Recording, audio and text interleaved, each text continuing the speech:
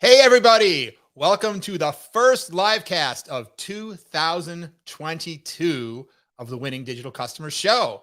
So happy that you are joining us in this new year. And today, let's talk about that New Year's tradition, New Year's resolutions. In particular, I want to talk about some New Year's resolutions you might want to think about for your company's digital transformation. By the way, my New Year's resolution is to try to make these live casts just a wee bit shorter. So we'll see how I do today, but I'm going to try to hit the 15-minute mark rather than closer to the 30-minute mark. So you can measure them at the end and see how I did. So what are 7 resolutions that I'm hearing companies that I'm working with in my digital transformation consulting practice talking about for the new year, and some that you might want to consider, perhaps some you've already committed to? The first is, what can you do to deserve and win more customer love? I think most businesses recognize their customers are important, and they're always trying to figure out how to get more of their customers' money. But most businesses are also aware, let's be honest, of areas where they're letting down customers, where they're frustrating them, disappointing them. Maybe it's that confusing website interface. Maybe it's that policy you have in place with respect to refunds and exchanges. Maybe it's some employees you have that aren't the most friendly to your customers. There's areas where most businesses right now are not doing everything they could to earn and deserve customer love. And sometimes those things seem like they'd be a big hassle to try to fix, frankly. And so we kick the can down the road. But my New Year's resolution number 1 for you is to take the time to ask yourself, what can we do this year to really address those areas that aren't generating customer love, that may be generating other less desirable emotions in our customers: anger, frustration, disappointment, etc., confusion, and do something about it. So that's resolution number 1 for your consideration. Resolution number 2 is closely tied to that, which is customer insight. I think in the new year, we all have to be asking the question, do we really understand our customers? Do we really understand their needs? Do we really understand their current points of pain and frustrations? Do we really understand why they choose us to do business when they do, and why they choose not to do business with us when they don't? And do we really understand the aspects of the experience that we deliver to them that they love, and those that they may not love so much, and what their points of pain and frustration are? Most businesses understand that, in my experience, at about a 6 out of 10. And there's many tactics and techniques you can use to increase the level of insight you have into your customers. I talk about many of them in my book, Winning Digital Customers, all kinds of research techniques. But at a very high level, the first that I would mention is indirect research techniques. For example, looking at the data from your websites and mobile applications. Most of you are probably receiving some kind of Omniture or Google Analytics or other kinds of data. But is that data really telling you what you need to know? Or is it just telling you how many pages have been viewed or how many customers have come? That's nice to know. But is it really helping you understand the questions that are important? I suggest in this new year, you stop and ask yourself, what do I really want to know about my customers? Not just how many pages they view on a web session, but why, some of the things I said earlier, why do they buy? Why don't they buy? Where am I satisfying them? Where am I letting them down? And if your current metrics aren't giving you that, there's things you can do to improve them. And similarly, you can do direct customer research, interviews, focus groups, ethnographies. Again, I talk about these things in more detail in my book, and happy to also talk one-on-one about them. But this second area, saying, we really need to get clearer on understanding our customer this year, is my suggestion for your second New Year's resolution. And by the way, your customer has changed. COVID has been a life-changing experience for pretty much nearly all of us. And therefore, whatever you knew about your customer 6 months ago, 12 months ago, 2 years ago, may very well no longer be up to date. So even past insights need to be refreshed with new forms of customer insight. Okay, resolution number 3, technical debt. I know you don't want to hear about it. I know you want to, it's like when company comes over and you just want to take all those piles of magazine and just put them in a closet somewhere. Technical debt are all those choices you made to get something done quickly so that you can get some feature or capability or website or app or whatever live, but you didn't do it in the best way.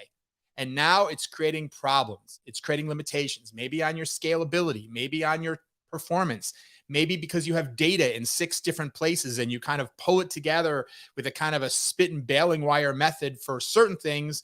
You can't do other things you'd like to do for the customer. You can't analyze the data in the way that would really enable you to personalize the experience for the customer, and on and on and on, because you have that technical debt. I know nobody wants to lose weight. I mean, you want to lose weight. Don't get me wrong. Nobody wants to diet, right? To diet, to exercise, to quit smoking.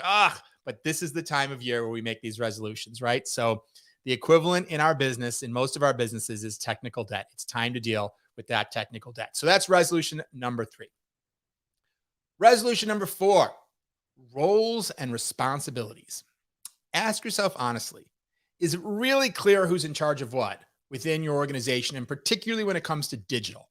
Because digital cuts across so many areas of a business. Sometimes those roles and responsibilities are kind of murky, shared across multiple different groups, or, it's kind of like who's stepping up to the plate this month to think about the new features that are needed, or to even look at the customer satisfaction levels and figure out what to do about it, or to address, those bad reviews we've been getting in the Apple store about our app. Who's doing something about that? Take the time and ask, wait a minute, who's in charge of what? So often things fall between the cracks because in digital it can be confusing and not obvious. What's IT's responsibilities? What are marketing's responsibilities? What's product development responsibilities? What's customer support's responsibilities? Of course, there are usually things that are black and white, but it's all that gray area in the middle that sometimes gets forgotten about or overlooked because it's not clear whose job it is. They're not necessarily fun conversations to have, but take the time to make sure it's clear who's in charge of what, who's being held accountable for what, to make sure that important aspects of your digital business and digital operations aren't getting overlooked because they are, without a home, without a mother. Okay, I think that was number 3, right? Number 4, prioritization. Are you guys hating me already? I know. I'm here to tell you all the things you need to do, but you don't want to do, like losing that 10 pounds you gained during COVID. So often businesses are trying to run in so many directions instead of being disciplined and prioritizing and focusing on the things that are most important. It's politically easier to just try to do everything. And you know what happens. You don't need me to tell you. Everything suffers when you don't prioritize and make sure you focus on the thing that's most important and get that done as well as possible and as rapidly as possible, and then move on to the next thing. Doesn't mean you can't do multiple things at the same time, of course. But if you're like most companies, you're probably taking on too many different things. Everyone would agree that the business would be better off if you had more streamlined priorities. They just might not agree on which things should be prioritized in and which things should be prioritized out. So New Year's resolution number 4, stop taking the easy way out and just trying to do everything, but do what the business needs. Prioritize the things that are going to have the biggest impact for your customer and for your business. All right. Number 5, Web 3.0. And I want to particularly point you to blockchain. If you Google what is Web 3.0, you're going to get a lot of buzzwords and terminology that may or may not be important to you. But the one aspect of this idea of Web 3.0 that I think every business needs to be thinking about in 2022, if you aren't already, is blockchain.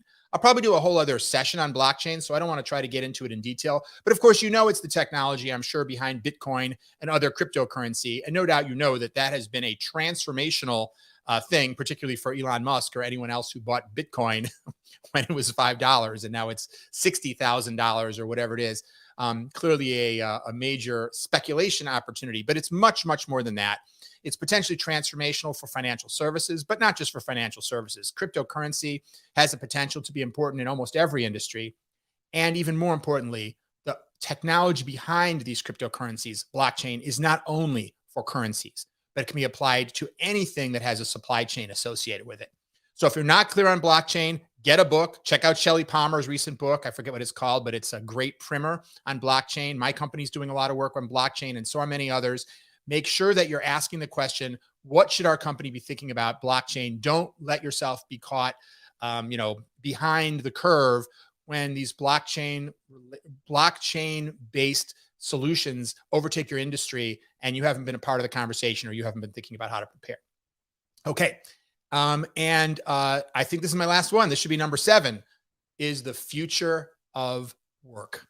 Of course, we're all living through right now this idea of the great resignation. And so that means that for many companies, they have no choice but to rethink labor because they can't get the number of bodies, the number of arms and legs that they normally get. And yet in many industries, the demand may be as great as ever. Depends on the industry, as we're still in COVID. But the future of work has several characteristics of it which look quite different from the past. In the past, a huge percentage of work was done by employees. Increasingly, those companies that are the most successful in the digital world are using the gig economy, are using extended ecosystems, whether that's Door Dashers or Uber drivers, et cetera. And I think we're going to see more and more and more of this for jobs which don't sound so new, but are more traditional types of roles as well. So thinking about how you get your human labor through relationships, which may be digitally enabled and may be different from the traditional employment relationship.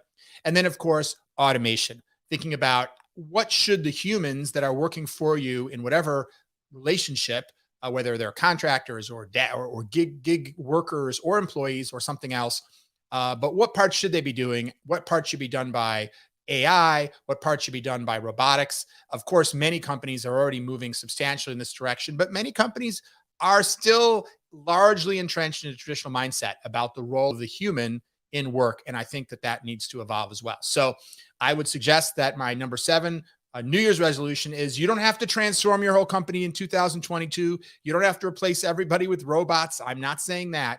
But if you're not seriously thinking about a strategy for how AI and automation and robotics has at least the potential to substantially take over many tasks which are performed by humans today, then you're likely behind the curve. And by the way, I'm not saying that means you have to have huge layoffs. It may be that you can repurpose the humans in your organization to do higher value activities and create a better customer experience and a more competitive value proposition in the marketplace rather than seeing this simply as an opportunity to reduce costs. So I'm not about necessarily letting go of people, but being mindful of where you have opportunities to rethink the way work gets done within your organization. So there's 7 New Year's resolutions. Maybe you shouldn't do all 7. I'm thinking that maybe it's like if I try to quit smoking and lose 10 pounds and go to the gym every day and learn another language. And what are some other common resolutions? I don't know. Practice the piano every day. If I try to do all those things, it's like what I said about prioritization. But maybe you want to think through a list like this. It might not be a bad idea.